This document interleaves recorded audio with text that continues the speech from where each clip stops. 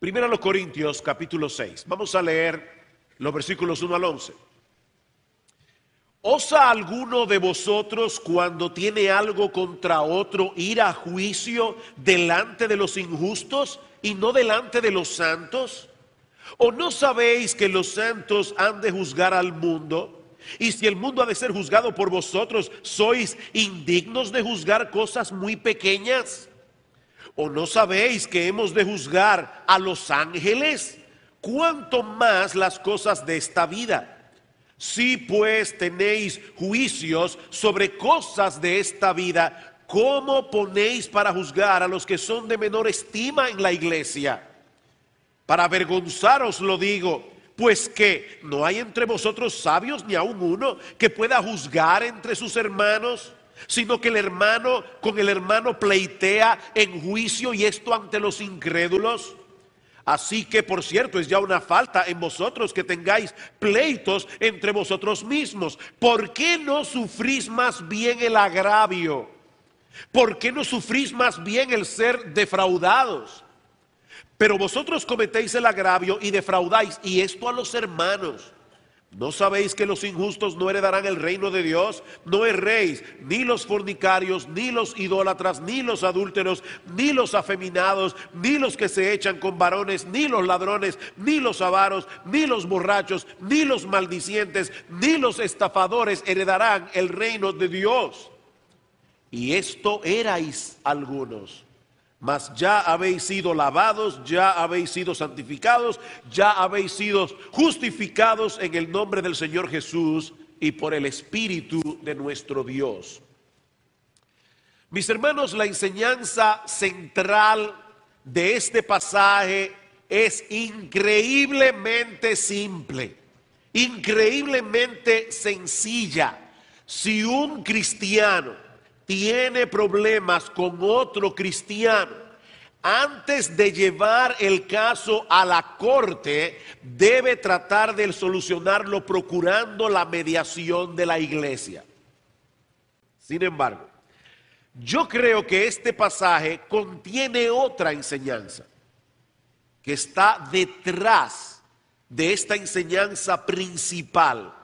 Una enseñanza de suprema importancia para tu vida y para mi vida si somos cristianos. Y la enseñanza, hermanos, básicamente es esta: nadie puede vivir la vida cristiana como Dios espera que nosotros vivamos la vida cristiana, y sobre todo como Dios espera que nosotros nos tratemos unos a otros en la iglesia. Nadie puede hacer eso sin la ayuda del Espíritu Santo.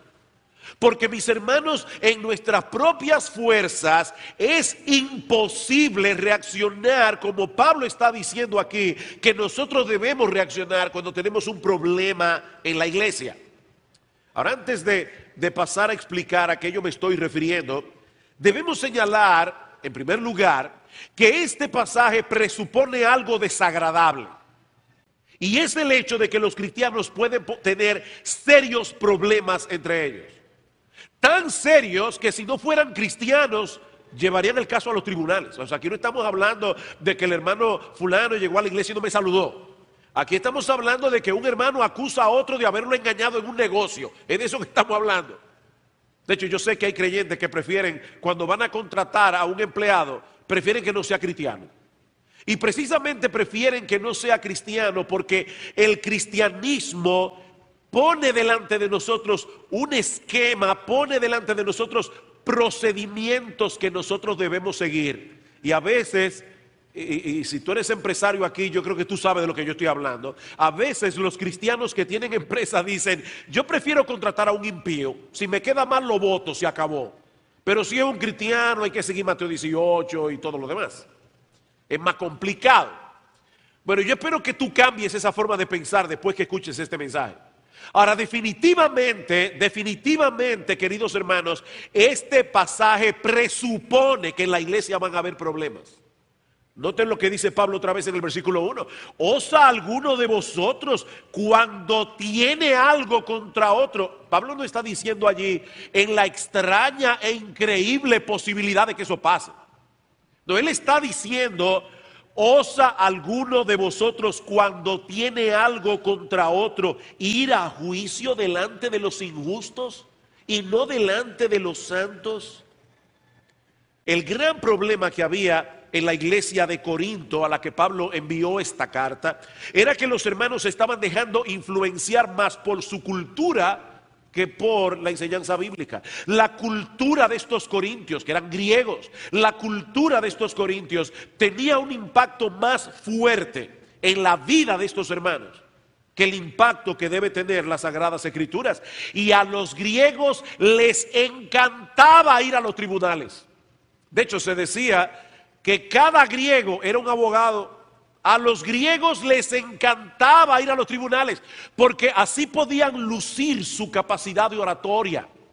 Y si no tenían que ir a los tribunales para acusar a otro, entonces les encantaba ir a los tribunales para oír los juicios de otro. Ahora, el problema era que cuando estos creyentes, estos cristianos de Corinto se convertían al Señor, ellos llegaban a la iglesia con esa misma tendencia. Ellos llegaban a la iglesia con esa misma inclinación y fácilmente cuando había un problema entre dos cristianos, ellos llevaban el asunto a la corte, iban a litigar delante de magistrados civiles.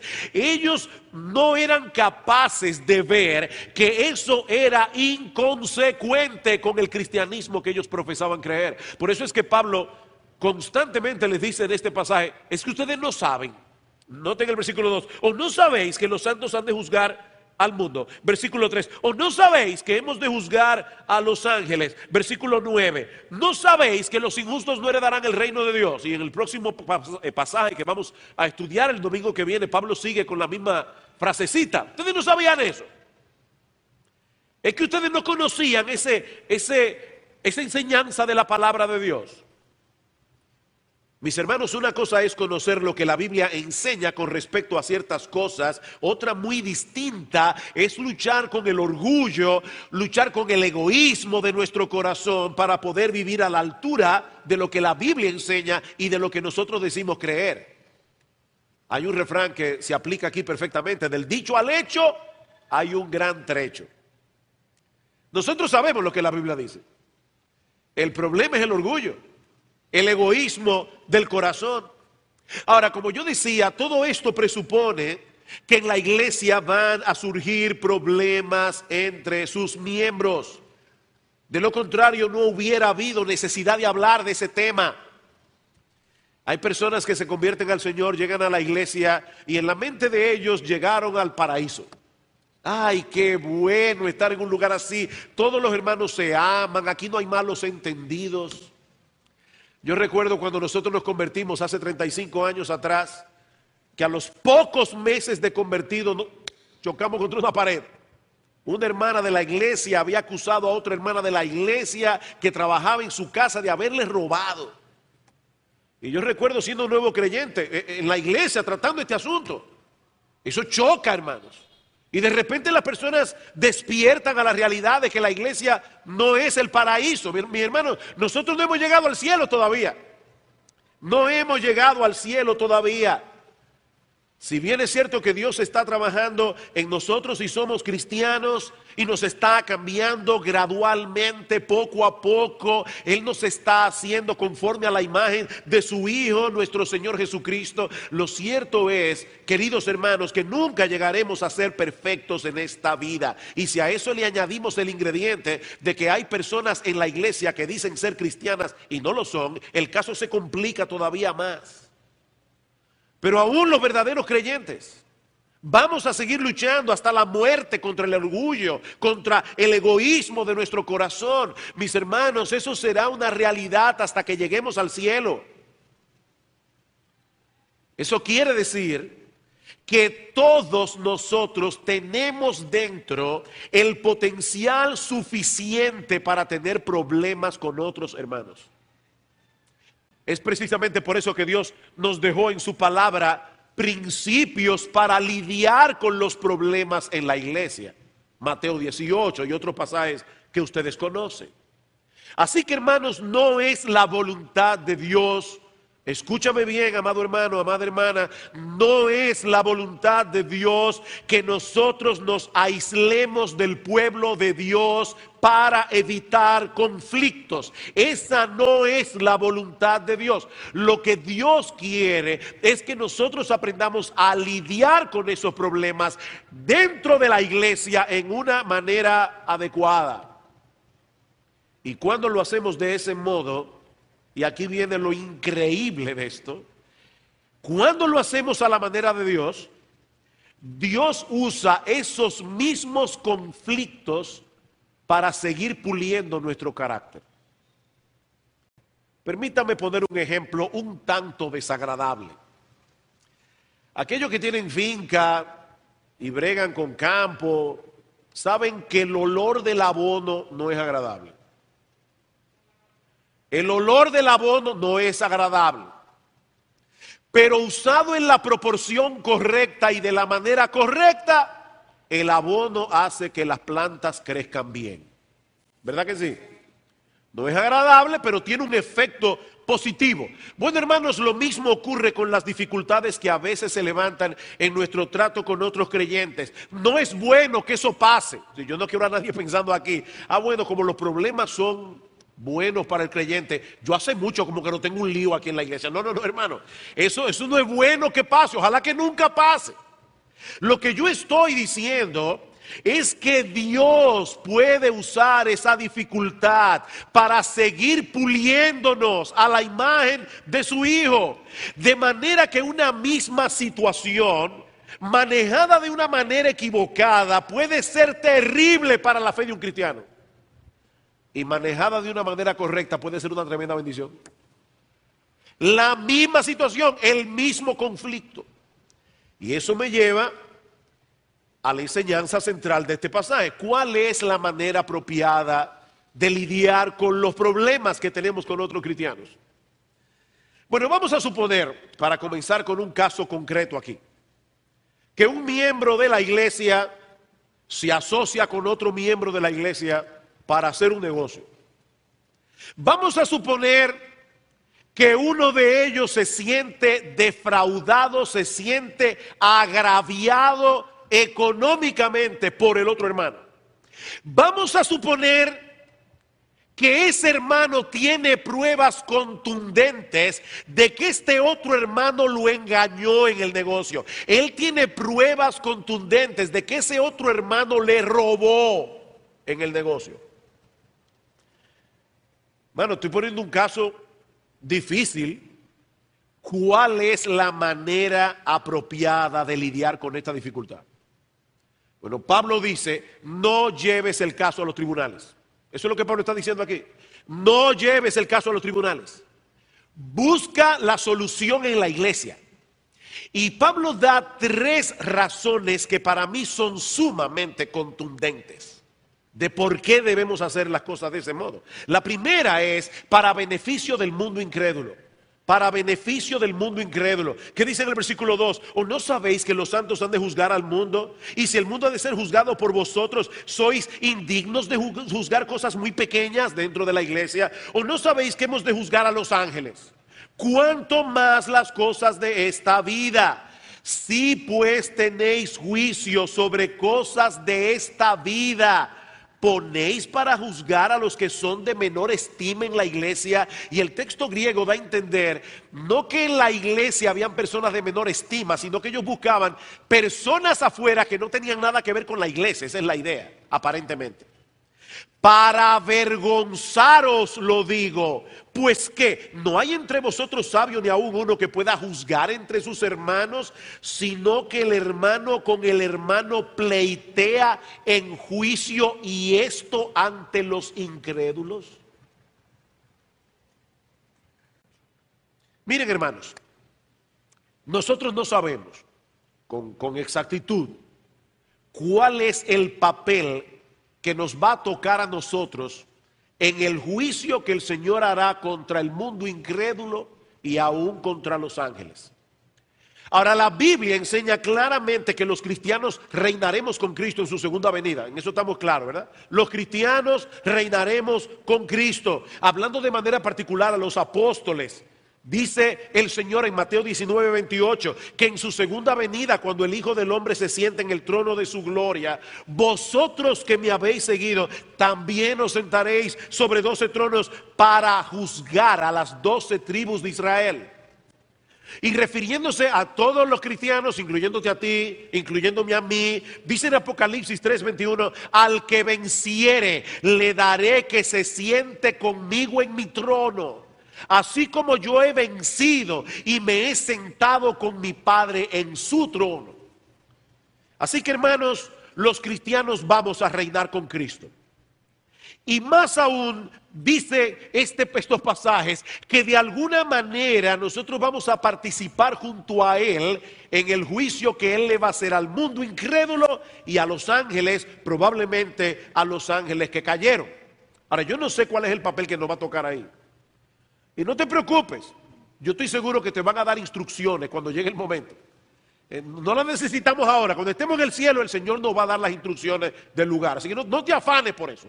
Lo que es seguro es que nosotros vamos a reinar con Cristo y que de alguna manera vamos a estar involucrados en el juicio final. En el juicio que el Señor le va a hacer al mundo incrédulo y a los ángeles. Ahora, lo que Pablo está diciendo aquí, si nosotros vamos a resolver cosas tan profundas, si Dios nos va a usar para juzgar una cosa tan increíble, tan compleja, es que ustedes no pueden lidiar con los casos que ocurren en la iglesia. ¿Cómo puede ser posible que teniendo ustedes en las manos la palabra de Dios, ustedes vayan fuera a lidiar con esos problemas? Eso se trata en la familia. Eso es lo que Pablo está diciendo. No es que metan el problema debajo de la alfombra. Lo que él está diciendo es, traten el problema en la familia. Y Pablo está diciendo, eso es lo que debe ocurrir en la iglesia. ¿Por qué? Porque cuando nosotros llevamos nuestros casos allá afuera, nosotros estamos haciendo un daño terrible al testimonio del Evangelio.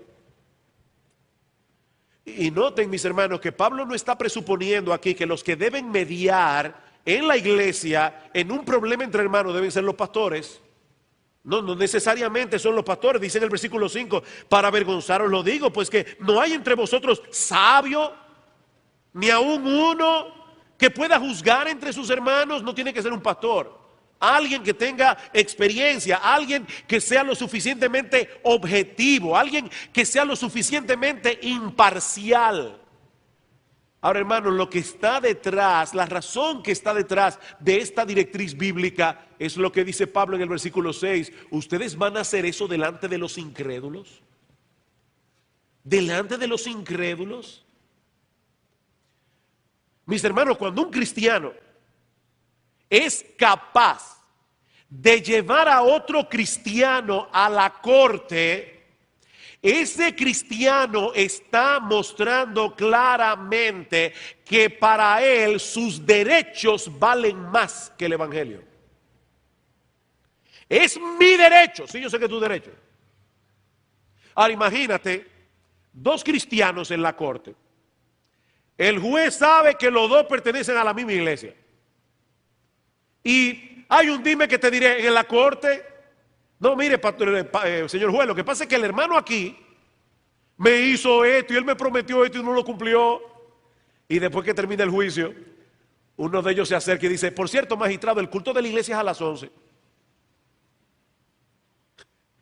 Después que él vio a dos cristianos allí peleando el uno con el otro, que el culto de la iglesia es a las 11.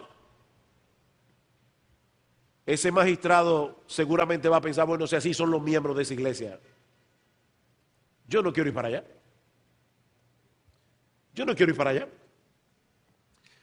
Y miren, hermanos, no hay que llevar el caso a los tribunales para que se viole el espíritu de este principio. No hay que llevar un caso a los tribunales. Cuando usted habla con un incrédulo allá afuera del problema que usted tiene con un hermano aquí adentro, usted está violando este principio bíblico. Ya usted lo violó. Cuando usted invite a ese incrédulo a la iglesia, ¿qué usted cree que va a ser lo primero que va a venir a su mente?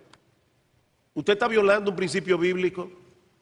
En ese sentido, hermanos, Quiero traer una advertencia con la que Pablo no lidió. Yo creo que si Pablo hubiera vivido en esta época, hubiera mencionado el Facebook, hubiera mencionado los blogs y muchas otras cosas. Miren, hermanos, cuidado con los comentarios que nosotros ponemos en Facebook.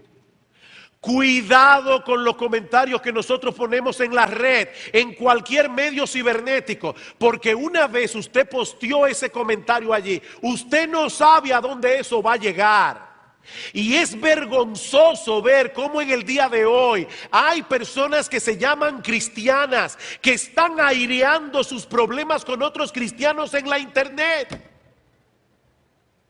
Hermanos, eso es una vergüenza. Eso es exactamente lo que Pablo está diciendo aquí. No lo hagan, ustedes están violentando un principio sumamente importante. El alma de los incrédulos allá afuera es más importante que tus derechos. La gloria de Cristo, hermanos, es lo que está en juego aquí. Es el evangelio de nuestro Señor Jesucristo. Miren cómo lo dice Pablo en 1 Corintios 10:31. Si pues coméis o bebéis o hacéis otra cosa, hacedlo todo para la gloria de Dios. Nosotros siempre citamos ese pasaje, pero rara vez lo citamos en el contexto en que aparece este pasaje. ¿Qué sigue diciendo Pablo? No seáis tropiezo ni a judíos, ni a gentiles, ni a la iglesia de Dios, como también yo en todas las cosas agrado a todos, no procurando mi propio beneficio, sino el de muchos, para que sean salvos. Sed imitadores de mí, así como yo de Cristo. Pero Pablo le está diciendo en el contexto de, yo voy a poner a un lado mis derechos para ver si de alguna manera yo puedo salvar a algunos.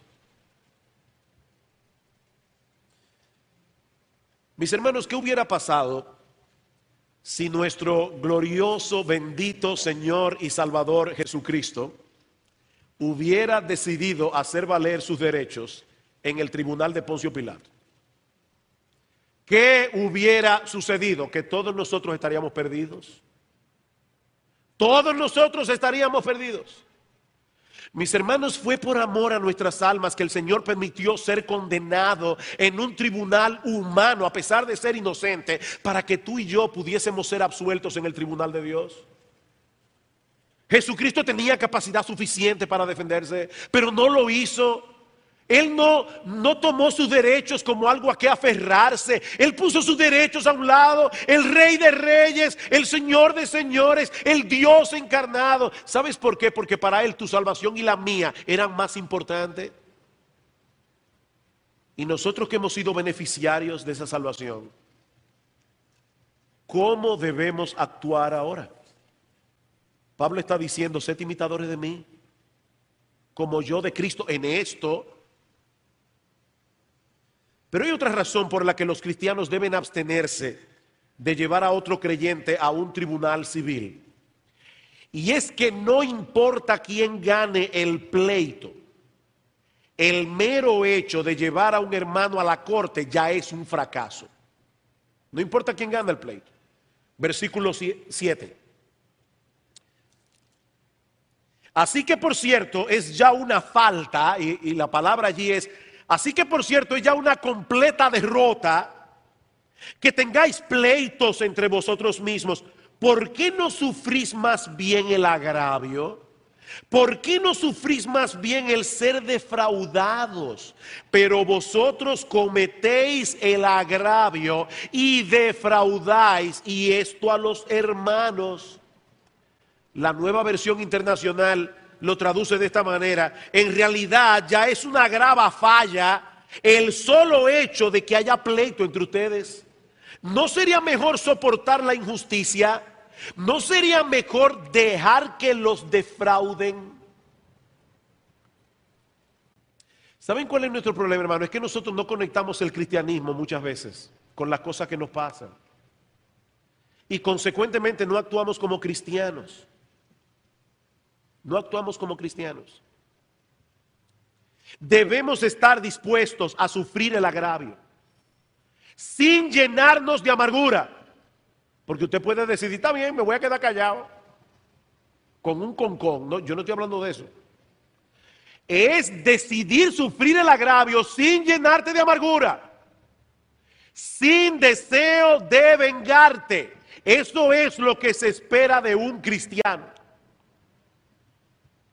Ahora, por supuesto, para vivir así, mi hermano amado, mi hermana amada, tú y yo necesitamos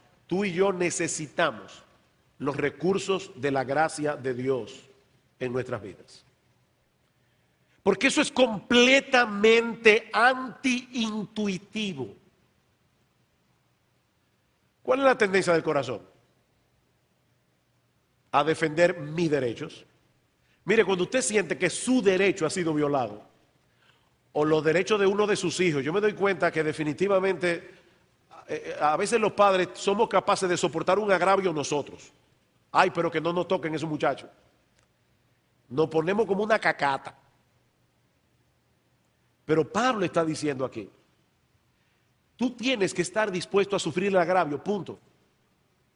Tienes que estar dispuesto a sufrir el agravio.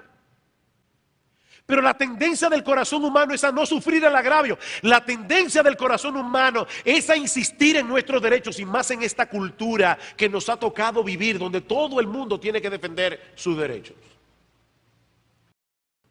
Dios no lleva la cuenta contigo. Ahora, hermano, yo debo hacer una aclaración aquí. Esto no significa que todo lo que un cristiano debe hacer con otro cristiano que le ofende o le daña en algún sentido es perdonarlo en el corazón y dejar el asunto ahí. No, no. En el pasaje de Mateo 18 que nosotros citamos hace un momento, el Señor dejó establecido un procedimiento para lidiar con ciertos casos. Si tu hermano peca contra ti, ve y repréndele estando tú y él solos. Si no te oyere, ve donde 2 o 3, para que en boca de 2 o 3 testigos conste toda palabra. Y si no te oyere a ti y a esos testigos, dilo a la iglesia. El mismo procedimiento que Pablo está usando aquí. Dilo a la iglesia. Pero noten, mis hermanos, que la finalidad de ese procedimiento, cuando tú decides llevar este procedimiento a la práctica, la finalidad de este procedimiento no es demostrar que nosotros tenemos razón. La finalidad de este procedimiento no es hacer que el hermano reconozca su pecado o me restituya económicamente, si es el caso. No, mis hermanos, la finalidad de ese procedimiento es ganar al hermano. Si tu hermano peca contra ti, ve y repréndele estando tú y él solo. Si te oyere, has ganado a tu hermano. Esa es la razón. Has ganado a tu hermano.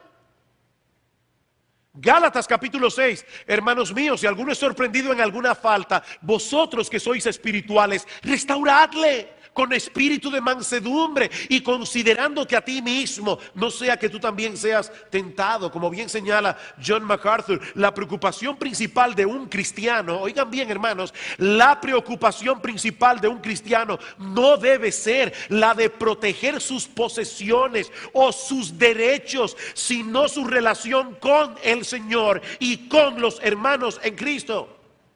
Debemos estar dispuestos a sufrir el agravio si fuera necesario. Eso es lo que Pablo está diciendo aquí.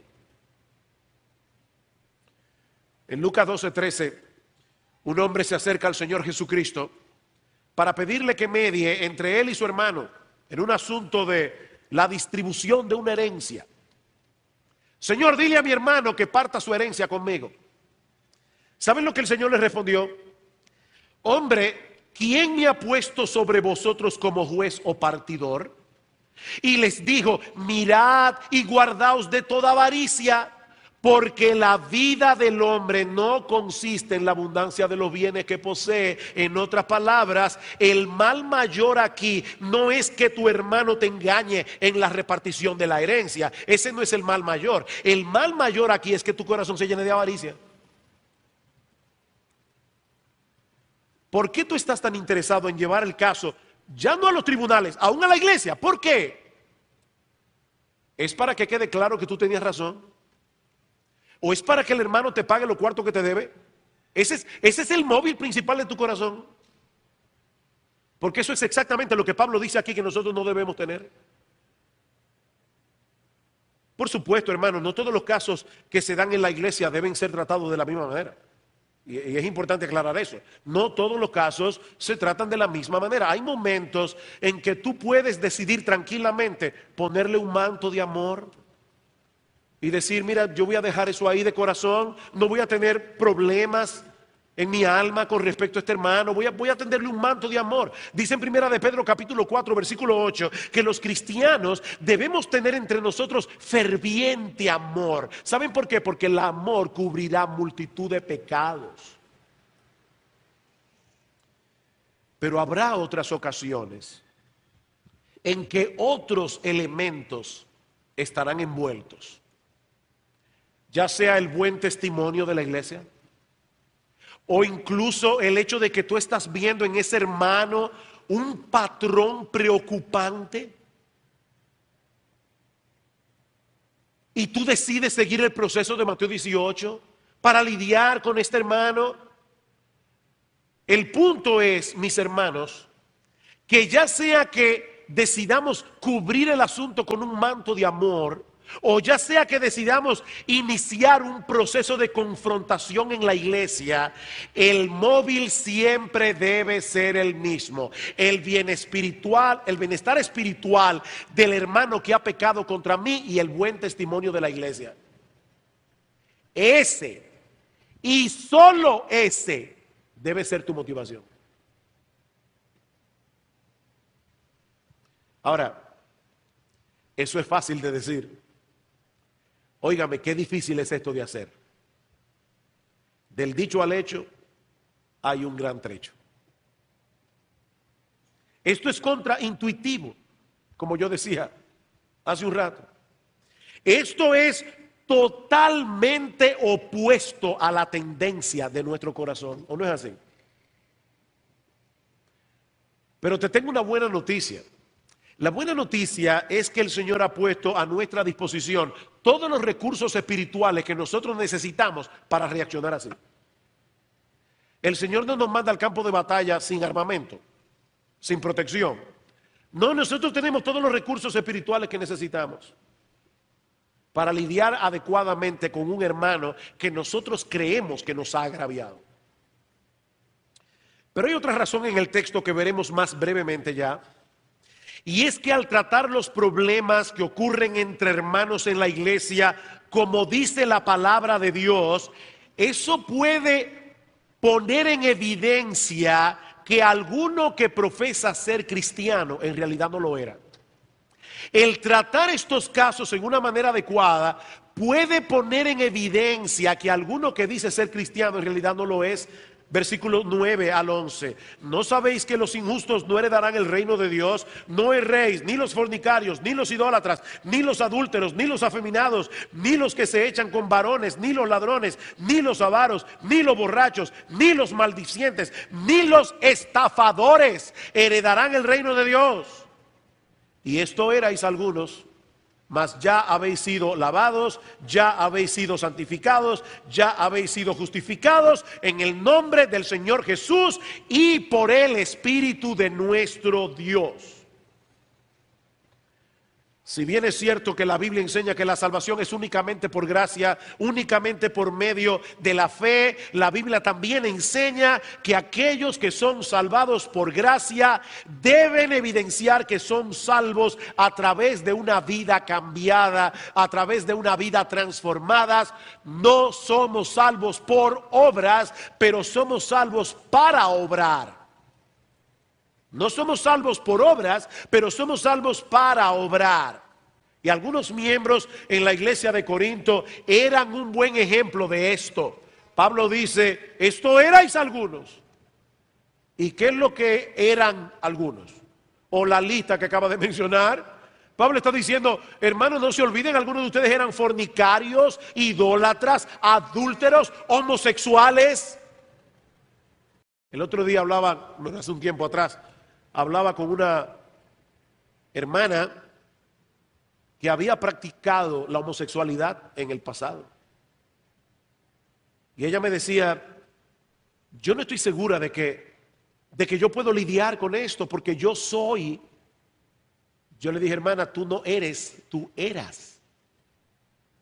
Si tú eres una verdadera cristiana, Pablo dice aquí, esto erais algunos. Nosotros no somos como alcohólicos anónimos. Los alcohólicos anónimos le dicen a las personas que van a su terapia que usted debe decir toda la vida, yo soy alcohólico, aunque tenga 20 años que no se tome un trago. No, si usted es cristiano, usted puede decir yo era.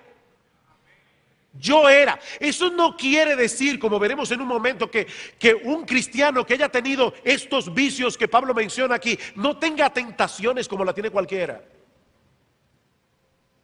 Pero la gracia de Dios en nosotros es suficiente para librarnos de la esclavitud del pecado. Hermanos, Dios ha hecho una obra de salvación en aquellos que han venido a Cristo, que no solo nos libró de la condenación del pecado, nos libró de su esclavitud.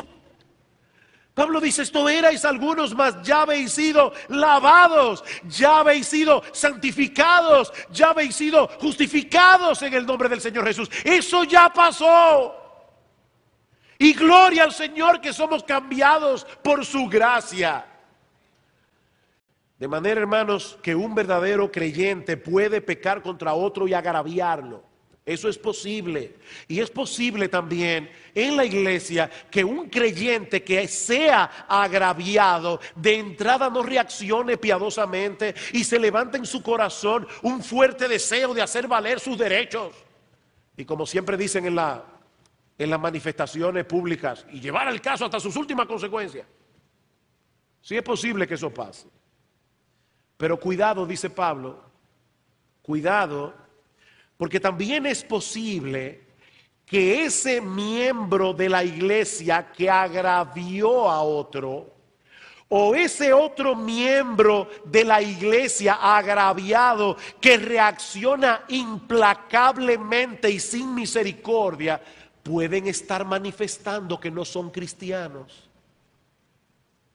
Por eso es que Pablo dice aquí, no se engañen en esto, no se engañen. Siempre se ha dicho que si parece un ganso, camina como un ganso y hace ruido como un ganso, mire, no lo dude, es un ganso, usted puede estar seguro de eso. Si habla como un impío, camina como un impío, vive como un impío, es un impío. Yo no estoy hablando aquí de un cristiano que está luchando con las tentaciones y a veces peca. Yo estoy hablando de un individuo que es un idólatra, que está aferrado todavía a sus pecados. ¿Y saben cuál es la mejor manera para que eso salga a la luz en medio de un conflicto? Llevando el caso a la iglesia. Llevando el caso a la iglesia. A los jueces civiles no les importa si el individuo que está siendo juzgado está dando señales preocupantes de que tal vez no es cristiano. A él no le importa eso. Ese no es su problema. El problema del magistrado allí es determinar quién tiene la razón y quién no. Pero cuando el caso es juzgado en la iglesia, el asunto es diferente. Esa es una de las cosas que pudieran evidenciarse. Bueno, pastor, lo que pasa es que ya yo traje un caso a la iglesia una vez y no me siento satisfecho con la forma como se manejó. Mira, mi hermano, déjame decirte algo. Nadie, absolutamente nadie, puede garantizar infalibilidad en ningún tribunal humano. Porque los seres humanos no somos infalibles. Los seres humanos nos equivocamos. Aparte de que también puede haber un malentendido en tu cabeza y tú entiendas que el caso no fue juzgado correctamente. Eso es otra posibilidad. Pero a pesar de eso, nosotros no debemos jugar a ser más inteligentes que Dios. Y Dios estableció algo en su palabra para resolver los conflictos entre creyentes, entre miembros de la iglesia. Y ¿saben qué, hermanos? Cuando Dios estableció eso, Él sabía que nosotros podíamos equivocarnos. Él no sabía que su iglesia no iba a ser infalible. Pero aún así, ese fue el procedimiento que Él estableció. Y mira, mi hermano, si las cosas no salen como tú esperabas que salieran, No te llenes de amargura. No te llenes de amargura. Decide sufrir el agravio, dejando el caso en las manos de Dios. Mira, amado hermano, cuando tú haces eso, te acercas más a parecerte a Cristo, que cuando le maldecían no respondía con maldición. Cuando lo acusaron no se defendió. Él decidió dejar su caso en aquel que juzga justamente. Amado hermano, deja el caso en las manos de Dios. Quítate la amargura del corazón. Decide sufrir el agravio para que te parezcas más a Cristo.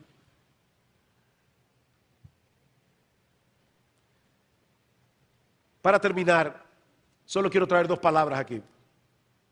Una para creyentes, otra para los que están aquí sin Cristo. Para los creyentes, hermanos, recuerden el evangelio de la gracia de Dios en Cristo. ¿Te sientes agraviado por algún hermano o algunos hermanos en la iglesia? Recuerda el evangelio de la gracia de Dios en Cristo. Recuerda cómo Dios te trata a pesar de todas las veces que tú lo agravias todos los días. Recuerda el evangelio de la gracia de Dios en Cristo. Es más, es hasta probable que Dios en su soberanía haya permitido ese problema en tu vida con otro hermano para que recuerdes la gracia de Dios en Cristo, para que apliques en tu vida la gracia de Dios en Cristo, para que seas paciente y perdonador como Dios es paciente contigo. Ahora, si este mensaje te ha hecho sentir convicto de pecado, porque te has dado cuenta en tu corazón que tú has estado defendiendo más tus derechos que el honor de Jesús, porque este mensaje te ha evidenciado que tú estás más dispuesto a defender tus derechos que el mensaje del evangelio, entonces recuerda el evangelio de la gracia de Dios en Cristo. Hermano, no te quedes allí rumiando tu pecado. No te quedes allí simplemente sintiéndote mal. Ve a Cristo, que dice la Escritura que si confesamos nuestros pecados, Él es fiel y justo para limpiarnos de nuestros pecados, para purificarnos de toda maldad. Recuerda el evangelio de la gracia de Dios en Cristo. Ahora, si tú estás aquí sin Cristo, entonces yo espero que el mensaje de hoy haya sido suficiente para que tú veas que la vida cristiana es sobrenatural en esencia. Venir a ser cristiano no es hacerte miembro de un club. Venir a ser cristiano no es simplemente decir, mira, de ahora en adelante yo me voy a ser miembro de esa iglesia y voy a comenzar a leer la Biblia y voy a comenzar a asistir a todos los cultos y voy a dejar de hacer esto y voy a dejar de hacer aquello. No, mi hermano, amigo que estás aquí, venir a ser cristiano es algo tan extraordinario que solamente Dios puede hacerlo en tu corazón. Solo Dios puede transformarte de una persona que vive para defender sus derechos a una persona que de ahora en adelante va a vivir para la gloria de Dios. Pídele a Dios que haga esa obra en ti. Pídele a Dios que perdone tus pecados. Pídele a Dios que transforme tu corazón. Pídele a Dios que arroje todos tus pecados en el fondo del mar, en virtud de la obra de salvación que nuestro Señor Jesucristo hizo en la cruz del Calvario, muriendo por pecadores. Pídeselo a Dios.